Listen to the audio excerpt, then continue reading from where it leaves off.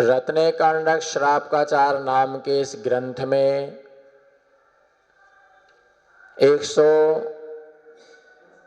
104 number की श्लोक में 104 नंबर के श्लोक में आचार्य भगवान ने समाधि के उपलक्ष्य में, सामायिक के उपलक्ष्य में यह कथन किया था कि साधक मोक्ष मार्ग के लिए स्वीकार करता है। कौन से मार्ग के लिए? साधक मोक्ष मार्ग के लिए स्वीकार करता है, और जो मोक्ष का मार्ग है वो एक ही है। जो मोक्ष का मार्ग है वो एक ही मार्ग है। संसार के बहुत सारे मार्ग हैं। संसार के बहुत सारे मार्ग हैं, परंतु मोक्ष का एक ही मार्ग है। और मोक्ष मार्ग के विषय में कहा गया, सम्यक दर्शन ज्ञान चारित्राणि मोक्ष मार्गः। वास्तव में संसार की स्थिति ये है कि हमें जो जानना चाहिए उसे हम जानते नहीं हैं। बोलो,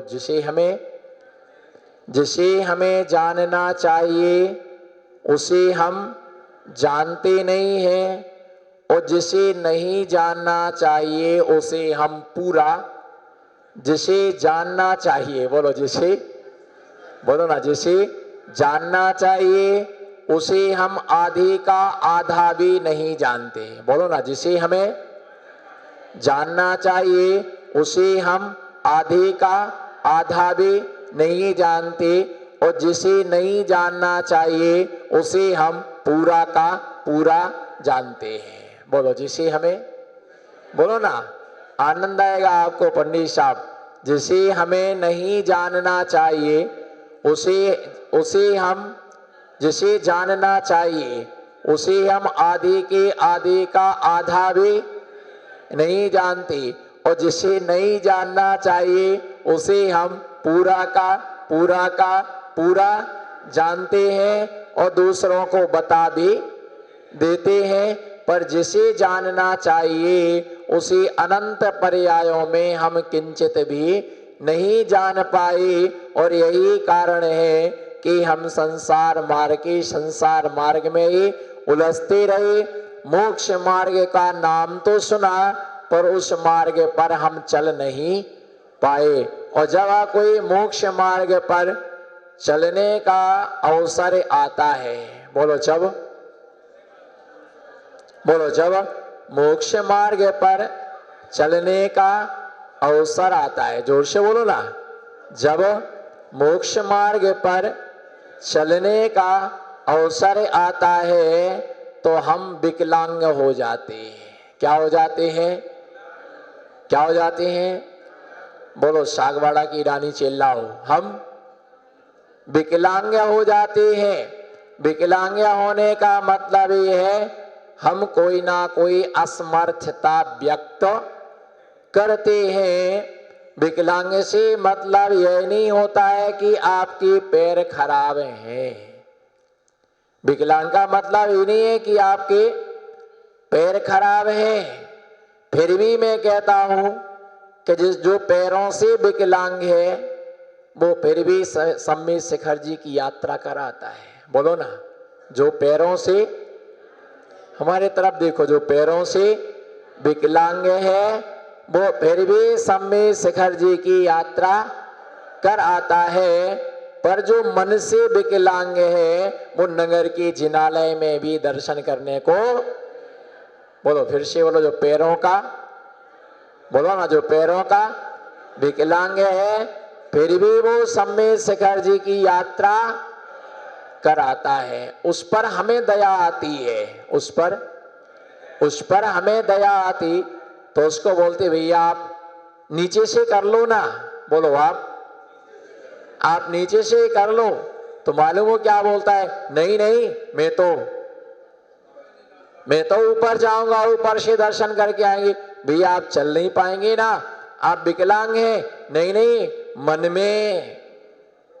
मन में विश्वास बहुत है और वो चला जाता है, शिखर जी और गिरनार जी की यात्रा करके आता है। परंतु जो श्रद्धा से विकलांग है, सम्यक दर्शन से विकलांग है, जिसे धर्म पर विश्वास नहीं है, वो 4 सीढ़ियों को भी चढ़ने के लिए रोता है। और उससे कहो कि भगवान का दर्शन करके आओ, तो मालूम वो 4 सीढ़ियां भी नहीं चढ़ता है। बाहर के बाहर वो क्या कर लेता है, दर्शन कर लेता है। और तर्क कितना बढ़िया देता है। महाराज आपको क्या मालूम, बोलो महाराज आपको, बोलो आशीष भाई महाराज आपको क्या मालूम। 9 देवता शास्त्रों में कहे गए हैं। कितने देवता, 9 देवता शास्त्रों में कहे गए हैं। अरिहंत, बोलो ना, नमो सिद्धाड़म। मैं 72 घंटे का तपा हुआ हूं। कितने घंटे का, 72 घंटे का मैं तपा हुआ हूं। नहीं आया समझ में, आ गया समझ में, आ जाएगा समझ में। हम आप सबको समझा के जाएंगे, आप टेंशन मत लेना। गाड़ी में जब तक सवारियां नहीं बैठ जाती तब तक हॉर्न बजता रहता है, और जैसी गाड़ी फुल होती है कि गाड़ी क्या हो जाती, फिर रवाना हो जाती है। साधुओं का यही रहता है, पहले हॉर्न देते रहते हो, गाड़ी भर जाती तो उनकी जाने का टाइम आ जाता है।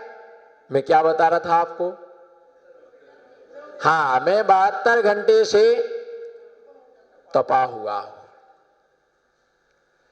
72 घंटे का तप अपने आप में एक मायना रखता है। जीवन में ध्यान रख करके चलना। 9 प्रकार के देवता हमारे शास्त्रों में कहे, वो समझाता है। बोलो हंस के कस के मुस्कुरा के एक एक चैत्यालय। अरिहंत सिद्ध है, आचार्य, उपाध्याय, सर्व साधु, जिन धर्म, जिनागम, जिन चैत्यालय। महाराज 9 देवता है।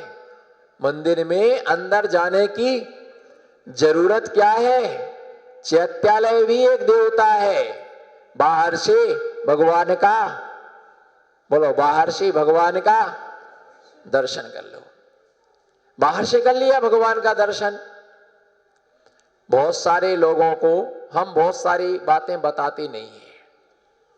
जैसे किसी व्यक्ति का देव दर्शन करने का नियम है, और अगर उसे देव दर्शन नाम ले और रेल से जा रहा है, और रेल से जाते समय अगर उसे दिगंबर जैन मंदिर का कहीं भी शिखर दिख जाए तो शिखर के लिए प्रणाम कर ले, तो उसके देव दर्शन का नियम क्या हो जाता है, पूरा हो जाता है। क्या हो जाता है, उसका देव दर्शन का नियम माना जाता है। लेकिन अर्थ का अनर्थ मत करना। बोलो अर्थ का अनर्थ मत करना। मंदिर ने ये तो अच्छा बता दिया कि मंदिर के शिखर का देखने से भगवान के दर्शन का नियम पूरा हो जाता है। मंदिर जाना नहीं, घर की छत पर खड़े हो जाओ और जहां चाहे देख लो, सब तरफ मंदिर के शिखर दिखाई रहे हैं। महाराज ने बताया था, बोलो बहन जी, महाराज ने, बोलो ना, महाराज ने बतलाया था। और शिखर के दर्शन करने से क्या हो जाता है, नियम पूरा हो जाता है। भैया ऐसा नहीं, ये राजमार्ग नहीं है, अपवाद मार्ग है। चैत्यालय की भी वंदना करते हैं, चैत्य की भी हम वंदना करते हैं, लेकिन ये ध्यान रख करके चलना, चैत्यालय की वंदना है ना, शिखर की वंदना करने से दर्शन का फल तब मिलता है जब हम रास्ते में हो और हमें भगवान का दर्शन ना मिलता हो। भैया चैत्यालय का दर्शन कब करना चाहिए, बोलो बताओ। चैत्यालय का चैत्य और चैत्यालय जो 9 देवता है, चैत्यालय का दर्शन कब करना है। चैत्य माने प्रतिमा होता है, आलय माने मंदिर होता है। मंदिर के दर्शन करने से फल कब मिलता है बताओ? मंदिर का दर्शन बाहर से करना चाहिए कि नहीं करना चाहिए? बोलो, करना चाहिए कि नहीं करना चाहिए? हाँ या ना बोलो, हाँ ना कुछ तो बोलो सेठ जी। कब करना चाहिए? नहीं है मालूम तो हाथ जोड़ो, बोलो हे गुरुवर। अच्छे से पूछो, हे गुरुवर, प्यारे प्यारे गुरुवर, अच्छे अच्छे गुरुवर। नहीं, मजा है, हंस के बोलो, दुख की क्या बात है उसमें? बोलो हे गुरुवर, प्यारे प्यारे गुरुवर, अच्छे अच्छे गुरुवर। चैत्यालय का बाहर से मंदिर का बाहर से दर्शन कब करना चाहिए? आवाज नहीं आ रही। 72 घंटे से आप भी तपे हो क्या? आप तो अभी अभी तपा लेके आए हो। अभी तपाया लेकर के आए, पंजाबी गिलास से दूध और 4 लूचा। हाँ, अब देखो क्या क्या हंसी आई। लूचा में तो कली कली खिल गई। महाराज को बली कूचा, बहन जी को लूचा पापड़। बोलो, चैत्यालय का दर्शन बाहर से कब करना, जो लगाओ, कब करना चाहिए? चैत्यालय के दर्शन करने से, मंदिर के बाहर दर्शन करने से भी महापुण्य का संचय होता है। जब हमारे अंदर मंदिर में जाने की योग्यता नहीं होती है, उस समय हमारे लिए मंदिर के दर्शन, बाहर से दर्शन करने मात्र से पुण्य का संचय होता है। सूतक लगा हो, किसी का बच्चे का जन्म हुआ हो, किसी व्यक्ति का मृत्यु हो गई हो, ऐसे समय में मंदिर में प्रवेश नहीं करना, मंदिर के बाहर से भगवान का दर्शन करना चाहिए। और बाहर से दर्शन करने से उसके देव दर्शन करने का नियम क्या हो जाता है? पूरा हो जाता है। बाहर से उसे दर्शन करने की व्यवस्था रहती है, वो बाहर से भगवान का दर्शन करता है और उतना ही पुण्य मिलता है। बोलो, उतना ही। इस बात को समझना, उतना ही पुण्य मिलता है जितना भगवान की दर्शन करने से पुण्य की प्राप्ति होती है, उतना ही हमें पुण्य संचय होता है। सुबह हमने भगवान का दर्शन कर लिया, मान लो 10 बार आप यहाँ से वहां निकलती हो और मंदिर सामने है, तो बाहर से क्या कर लेना चाहिए? हाथ जोड़ लेना चाहिए, अपना सिर झुका लेना चाहिए। और उस समय तुम्हें चैत्यालय का दर्शन करने का क्या मिलेगा?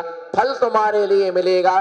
भले आप किसी भी स्थिति में गाड़ी पर हैं, आप मस्तक झुका लीजिए। चप्पल जूता पहने हुए हैं, आप बाहर से मस्तक झुका लीजिए। आप हाथ में थैला लिए हैं, बाहर से आप मस्तक झुका लीजिएगा। आपको चैत्यालय के दर्शन करने का क्या मिलेगा? पुण्य मिलेगा। उस समय बाहर से दर्शन किया जाता। और जब हम मंदिर जी में प्रवेश करते हैं, मंदिर जी में प्रवेश करते समय अपने दोनों हाथों को है ना जोड़ते हैं, नमस्कार करते हैं और ये ध्यान रख करके चलना, मंदिर जी में, बोलो मंदिर जी में भले कलश सोने का लगा हो। बोलो, मंदिर जी में भले कलश सोने का लगा हो, पर सबसे पहले ढोक तो पत्थर को ही दिया जाता है। बोलो, सबसे पहला ढोक तो भले सोने का शिखर, मंदिर के शिखर पर सोने का कलसा चढ़ा हो, लेकिन सबसे पहले ढोक तो, बोलो गजेंद्र भाई, सबसे पहले ढोक तो, क्योंकि मंदिर जी में प्रवेश करते समय सबसे पहले हम मंदिर की देरी को क्या करते हैं? ढोक देते हैं। भली सोने का कलसा लगा हुआ हो, भली पैर तुम्हारे पैर के नीचे पत्थर है, पहले हम उसको ढोक देते हैं, क्योंकि हम मंदिर जी में क्या कर रहे हैं? मंदिर जी में हम प्रवेश कर रहे हैं। और पहले मंदिर जी में दरवाजे छोटे होते थे और प्रतिमाएं, बोलो मौन है, मौन है लोगों का। बोलो, पहले मंदिर जी में दरवाजे छोटे होते थे और प्रतिमाएं बड़ी होती थी। लेकिन अब बोलो, मेरे से क्यों कहलवा रहे हो? कोई कमजोरी थोड़ी है। बोलो डॉक्टर साहब, अब सब बोलो, एक साथ बोलो। अब दरवाजे बड़े हो गए हैं और भगवान दरवाजे बड़े हो गए हैं। उसका कारण यह है कि कमर में झुकने में तकलीफ होती है। पहले लोग झुक करके जाते थे और आज आदमी, हेलो भगवान,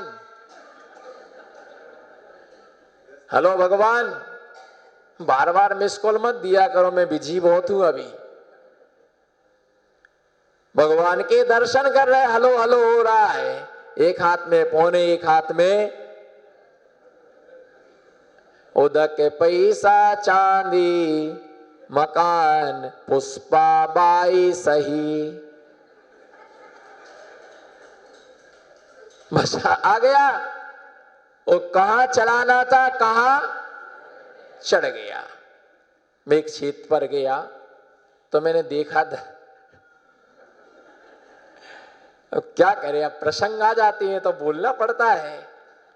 प्रसंग से प्रसंग जोड़ते चले जाते हैं। एक क्षेत्र पर में गया तो किसी भगवान का निर्वाण कल्याणक होगा तो लोगों की भावना रहती है कि 4 लड्डू हम खुद को चढ़ाएं तो 1 लड्डू कम से कम, बोलो ना, 4 लड्डू आत्मा रूपी परमात्मा को चढ़ाऊं तो 1 लाडू कम से कम भगवान को। तो भगवान बैठे रहते हैं, तो भगवान विराजमान थे तो वो 1 लड्डू भगवान के हाथ पर रख के चला गया, चढ़ा दिया हाथ पर। उसके पीछे मैं गया दर्शन करने को तो मैंने देखा कि भगवान के हाथ पर क्या लिखा है, ये पंचम काल की पहली घटना होगी, ना अभी तक ऐसी घटना घटी, ना कहीं ऐसी घटना घटेगी।